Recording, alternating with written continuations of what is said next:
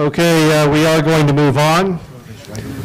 And I do believe that it's your turn to, you guys are ready to go here? All right. Which question are we? This is question 7.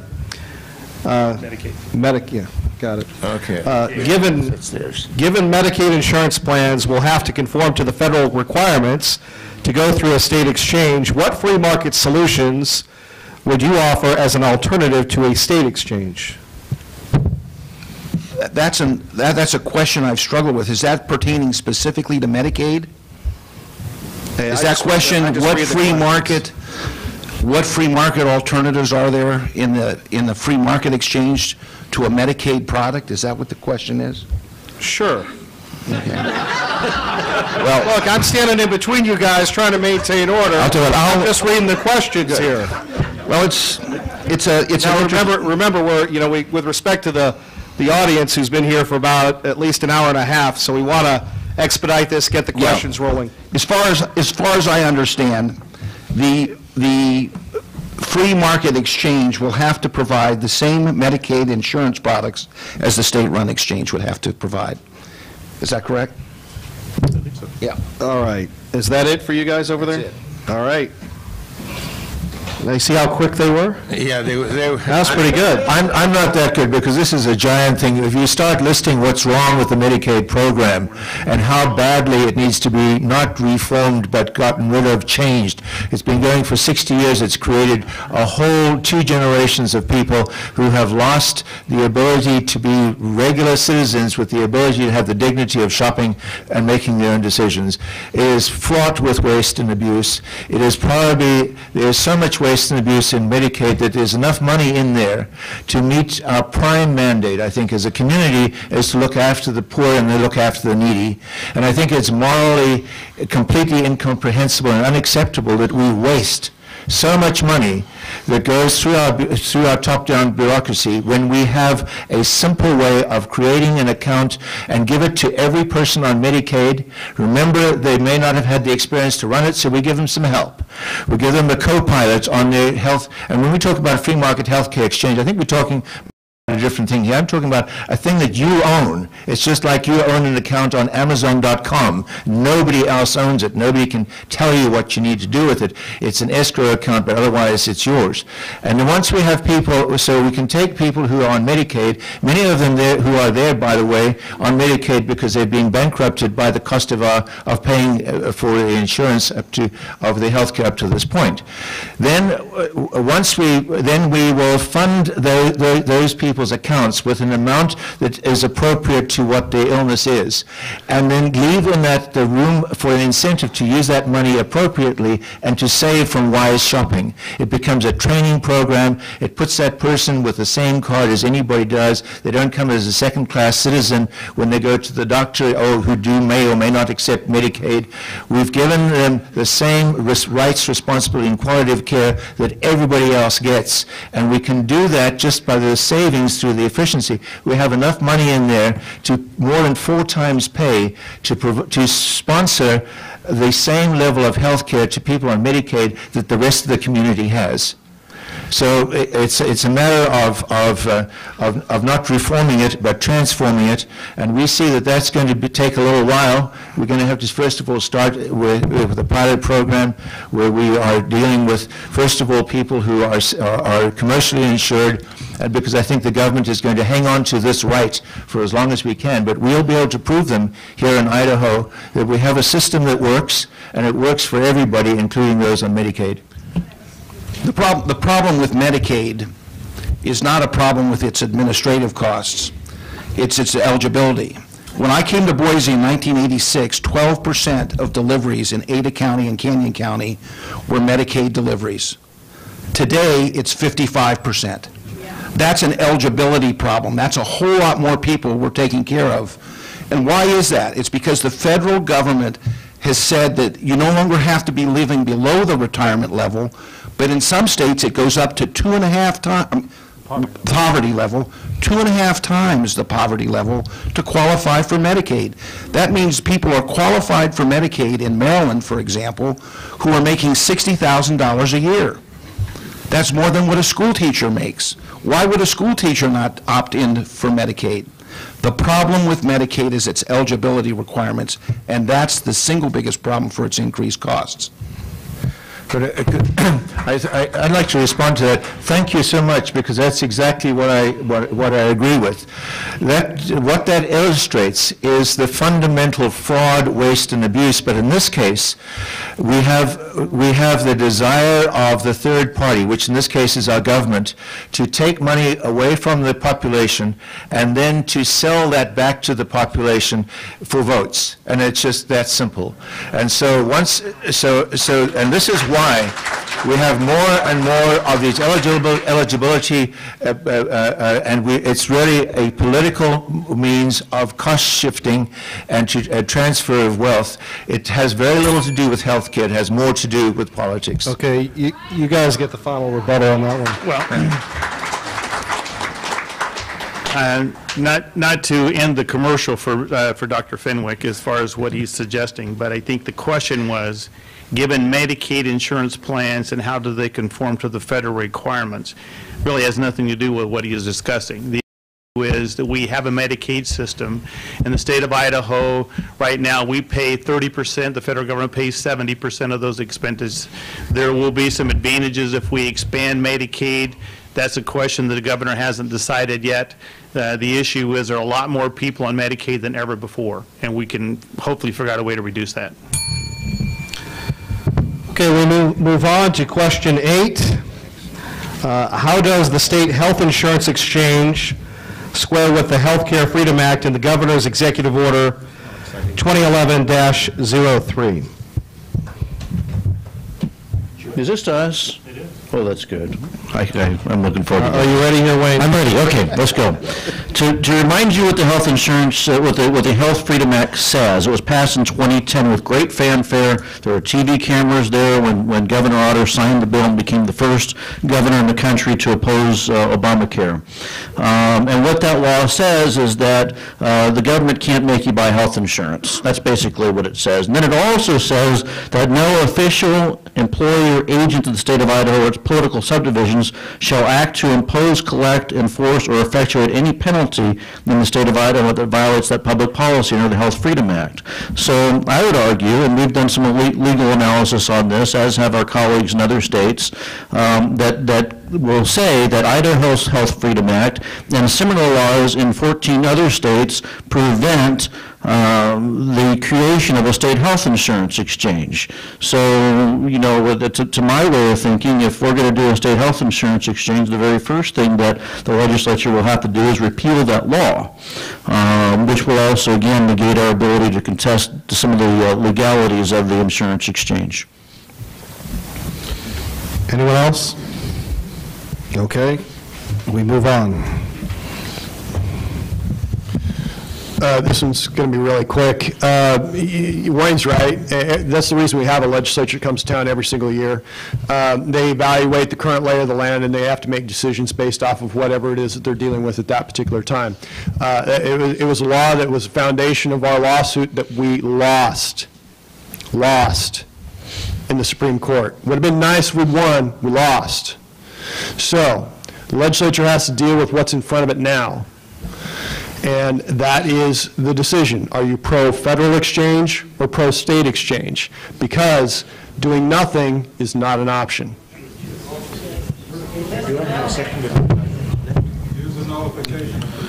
Okay, well, keep going. I think I've got a little he's still got okay, keep going. I yield my time. Oh my! You know, this isn't make up the rules as we go here. Maybe it is. For another 15 seconds. Yes. Okay, go ahead, please. The issue, as far as the Supreme Court ruling is concerned, and I'm not the lawyer around here, but it seemed to me it was very specific. It said that Obamacare, the part of Obamacare they were ruling on was individual mandate, and they said as long as it was a tax, that the federal government was able to collect that tax. It did not speak to the overall legality of intruding the control of the federal government on the states. So I think that so far we've been talking about our two options. We have, and we always always have had since our Constitution began. The third option, which was to politely not have to put our businesses at risk or ourselves, but to go to our state AG and to politely tell the federal government that Idaho has a better idea for itself, and thank you very much, but we're not going to participate at all. We have that.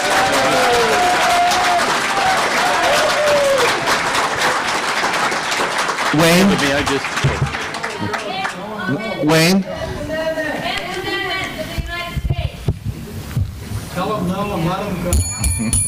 That's enough out of you rabble-rousers. Okay. Are we done with this? Oh. And that's a huge component of what the State Insurance Exchange is supposed to do. Idaho does not have to be a part of that.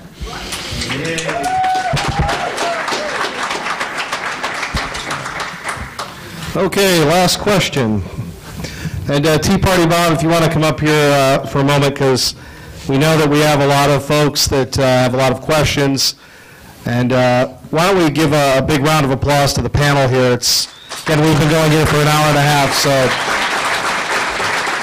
whether we agree or not, it's great that we're having it. So are we going to have a break here before we do these questions? We still have one more. Do we want to give people a no break? Boy, you guys are hardcore. Are you sure no one has to use the restroom? Really sure? We're going to finish up the last question. I have a bunch of questions here that we're going to let Kevin ask. I put them in some kind of a semblance of order, things that have not been asked, things that people want to talk a little bit more about. I want to remind everybody here, we need your support at the Tea Party. Remember, we don't receive any government subsidies. We have to rely on your support. We're fighting for you, so anything that you can give us is more than appreciated. It all goes for events like this, and we've got a lot more of them coming up. The other thing I just wanted to mention, we've changed the meeting from the Capitol steps since it's 2 degrees outside. We're going to meet inside the rotunda, and I understand Kevin's going to be selling ice cream cones for those that get too warm. So let's continue on, Kevin. I'll give you the questions. They are in the semblance of order. Let's finish the last question and go forward. All right, here we go. More than 20 states decided not to go with a state exchange. What can Idaho learn from these states' actions? Quite a bit. Basically, most of the states have decided to go against the federal exchange probably for 3 or 4 major reasons. Number one, it's a political issue. Some people have made the decision they're not going to be involved in Obamacare, have nothing to do with it, and they've made that decision. In my opinion, I think that's folly, because if they choose to do nothing, they get exactly what they don't want, number one. Number two, one of the biggest issues I think most of the states are getting into is the fact that many of the rules and regulations that are supposed to be coming out from Health and Human Services have not been given out. So most of the states that we've talked to, and I've talked to several of them, have indicated if we knew more about the rules, we'd be able to make more of the decision. There was a letter written to Secretary Sebelius, and I can't remember, it was like 17 or 35 questions or something along that line, saying, okay, we'll make a decision as soon as you let us know. Unfortunately, we haven't got much answers on any of those to this point, so that's an issue. The other one I think we're hearing is that the other thought is that they think that the task is so overwhelming that the federal government and their wisdom will fail, and then that will put us in a position so that we can figure out what to do. The other issue I'm hearing is that hopefully after a couple of years, when we finally figure out what the system is and the dust is settled, then the state at that point can make a decision, do we want to come in and set up our own state-based exchange? I think those are all legitimate answers and questions that have come up in the different states. The bottom line is that under the rules we live under today in a practical experience, January 1st we will have an exchange.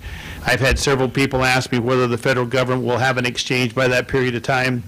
With the ability for them to spend our money in almost in any way that they want to, a state exchange will exist in January. We more than likely will not like it, but it will exist because they have the ability to spend enormous amounts of money. So 2014. So it's coming. It's like a freight train coming down the road. There you go. The governor says no. Okay, here we go. Do we have anybody else here? We've got about a minute over here. I mean, we have a lot of questions to get to as well, so. Okay. Well, I think one of the things you can learn is this. The law says that you're supposed to create a state insurance exchange within a certain time frame. The law also says that you don't have to make a decision right now. You can always decide, 5 years from now you want to do a state health insurance exchange, or 10 years, or 20 years from now. That's what the law actually says. The state can also do an exchange and decide not to do an exchange later on. Of course, bear in mind, Medicaid is an optional program for the states also. How's that working for us? So the point is that the state can choose to make a decision later on when we know some more things. I mean, imagine if I told you tomorrow, I'm going to sell you a house. Well, your first question might be, what does it look like? How much does it cost? What are the CC&Rs that I might have to live under and stuff like that? And if I answered, I don't know, I'll get back to you on that, then you might not buy that house, right? Well, that's basically what the federal government's telling us to do today. They're saying, well, we want to sell you a house. We're not going to tell you what the rules are going to be for it. There are a lot of questions you have, but we're not going to answer them. The cost metrics keep changing. The various parameters for how it's supposed to work keep changing, but let's go ahead and buy it anyway. We can easily wait 2 years and figure out what's going on with this. I probably still won't support it in 2 years, but at least you'll have new answers about it.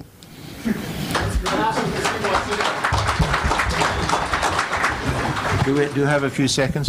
As far as costs are concerned, look at the credibility. First of all, this whole program was to reduce health insurance premiums. In fact, they went up. It was told it would have no taxes. We found $500 billion of taxes on payroll taxes and on medical manufacturers. We were told it would cut down the cost of health care. It's going from $2.7 trillion to $4.6 trillion. And when they talk about where this is going to go, we cannot believe any numbers where it's totally lost its credibility. We have to look at their own number that says that health care is going to cost $4.6 trillion in 2020, and then work back and say, how is that going to be paid? It's either going to be paid through increasing the national debt, or it's going to come out of our hides. And it's not going to be anything near the numbers that are kind of being floated out as to what they think. In order to get equity on that, particularly with the cost shifting and putting so many people who will be covered by Medicaid, it's actually more than most people earn. It's if we add 70% onto $2,000 they're getting right now, $35,000 for a family, and that doesn't consider the impact of Medicaid. It is totally unsustainable. It cannot happen. We shouldn't buy it. I would just add very quickly that... Well, no, time's up. Sorry, was that the second bell? That was the second bell. All right, a minute and a half rebuttal. Once again, we in America have a socialized healthcare system. We have the worst kind. We have a socialized healthcare system with no cost controls.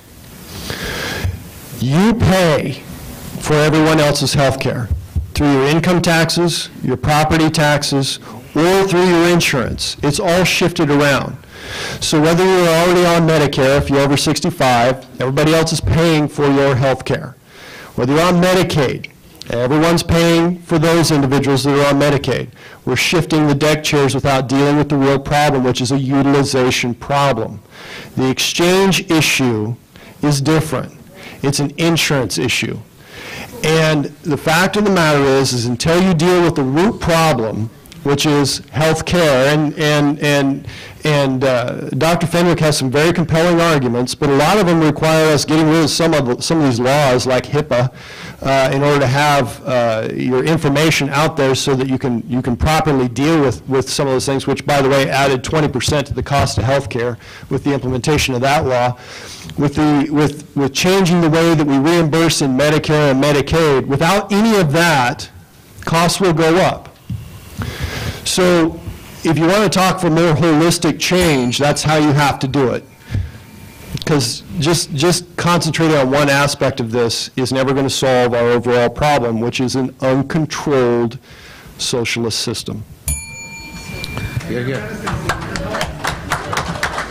Okay, You want to go with all these questions, Tea Party Bob? Is that correct? A lot of questions. Get through as many as you can. We've got 10 minutes for questions. We might extend it to 15. Well, we haven't extended anything here. Come on, everybody, you got to laugh a little. Russ Smurs, why don't you laugh there, buddy? Okay, so 10 minutes for questions. Those that are not answered, we will try to answer them in our newsletter over the next month. And if we could get somebody in the back to get the panel some water and some coffee, too, since they've been up here for about almost 2 hours right now, that'd be great. That'd be great. All right, one more question that I have. Is there any, we already established that the congressional delegation didn't send anybody today. Anybody from the governor's office? If you are, we'd like to know. So the congressional delegation, they don't believe this issue is important, and apparently the governor doesn't believe that this issue is important. I mean, we do pay them to be here. Oh, that's right, it's a holiday. Yeah, but you guys are all here. I'm going to just jump in here. No, Wayne, just let it go. Wayne, let it go. Let's go. First question for Wayne Hoffman. This ain't the Wayne Hoffman show. Please explain the Idaho Freedom Health Act. Does not this law prohibit government-mandated health care? And this is from Kathy. Yeah, so that's exactly right. It prohibits it prohibits as a government, as a state policy, compelling people to buy insurance. If you have a state insurance exchange, then the state insurance exchange would have to, the law would have to be repealed. I hope that explains it. All right. You got, and if anybody else wants to sound off, just raise your hand. Stephen Meridian, why do you think the feds will, this is from Stephen Meridian, why do you think the feds will let Idahoans run their own exchange?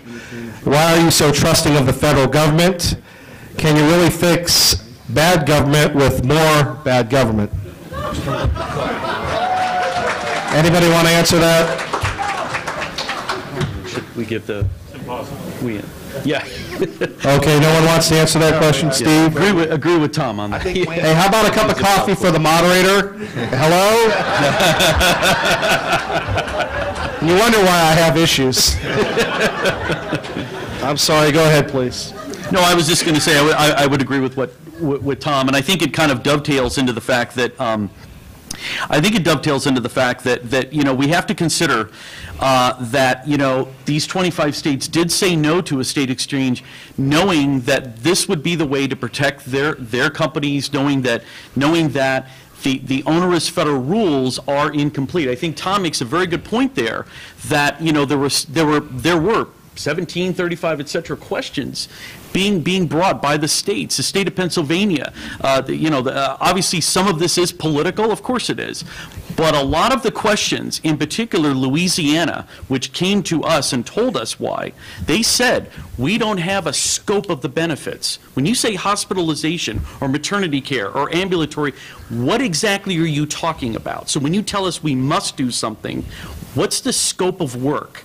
And that's the kind of answer that I think, you know, some of what he's brought up that has made states say, not only is this a cost concern, but at the same time, it's kind of an open-ended, and it could be damaging to our own insurance companies. We have to think of all the companies in our state. We have to protect them in this sense. Okay, remember the panel, we have 10 minutes. So. Real quick, I've been in the medical business for 38 years, and I also own some businesses in the Alaska fishery businesses and things like that. There's no businessman in this country that knows what the federal government regulations are going to be for his business 2 years out. That's just the way it is right now. And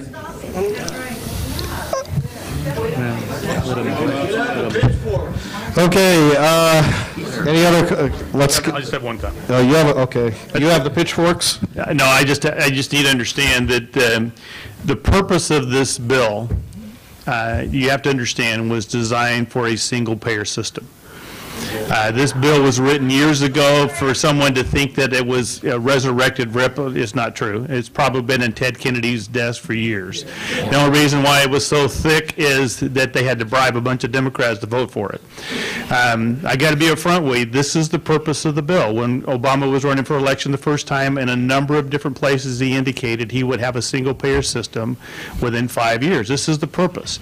So our option and the conversation that we've been talking about is that having a state exchange under the rules that we have right now is a way that we can slow down the system. I understand you guys don't want to do this. I understand that you want to fight it. I think that's incredible.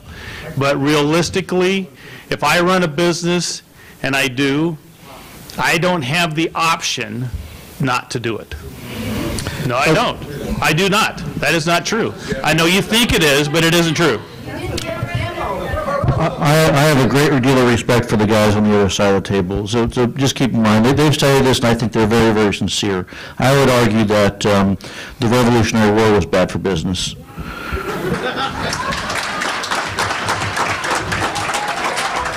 And our next question is from Afton in southeast Idaho. How will the state affect private medical savings accounts?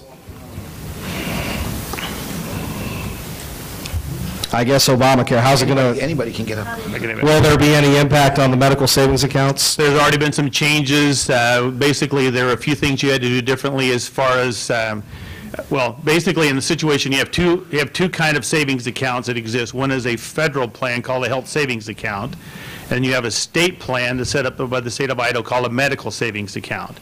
Medical savings accounts only give you the advantage from a state tax basis, and they're much more liberal. You have the opportunity to use them in a whole bunch of different ways. Health savings accounts are set up that they have to be federally approved, and there are some rules and regulations we have to fall under. We've been doing that for 25 years, no big, real huge changes in that area. So whether they will continue, that's a big question. We don't know yet. Okay, we continue on, and remember, we're trying to get as much of your questions as possible. Usually a program run by the states is better than the federal government. Knowing that, I understand the Fed's intentions are to take over the insurance exchange. If the Fed is to establish it, I heard they have no program to do this. Could Wayne please explain this? Explain what? You got to listen to the question. Yeah, I was, and I just still didn't, okay. Well, the first part of it, I don't agree with that usually a program run by the states is better than the federal government. I again refer back to the food stamp program. Does anyone believe that somehow the food stamp program is better or augmented in its greatness because the state runs it versus the federal government? I mean, we can make changes around the edges. We can decide we want to do food stamp distributions once a month like we currently do, which, by the way, I always encourage people to go the first of the month to the grocery store because it's an interesting case study in how bad a federally run program administered by the state is. And if you want to see the same thing happen, again, let's do a state health insurance exchange. But the federal government, there's been no money appropriated for the state to go build health insurance exchanges in 25 states. Now, people will say, well, Wayne, they'll just go ahead and grab the money anyway because that's what they do, and they may.